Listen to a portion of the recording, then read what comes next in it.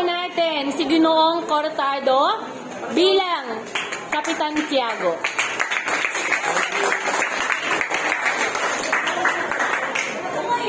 Pinoprotektahan ko lamang ang aking pamilya at gusto ko lamang na ako'y paboran ng lipunan. Ako, si Don Santiago de los Santos, o mas kilala bilang si Kapitan Tiago. Kilala rin ako bilang asawa ni Tia Alba at ang ama-amahan ni Maria Bella. Hindi lamang ako isang pangkamaniwang tao dahil sa pinatagay kong yaman.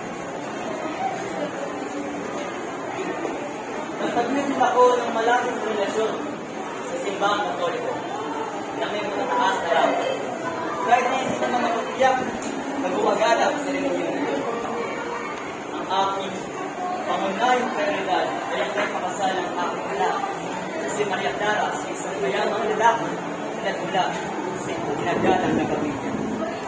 Nung si Ibarra ay kinakasaan upang magsipin, handa akong ipaglaban ang aking katapatan sa kanya.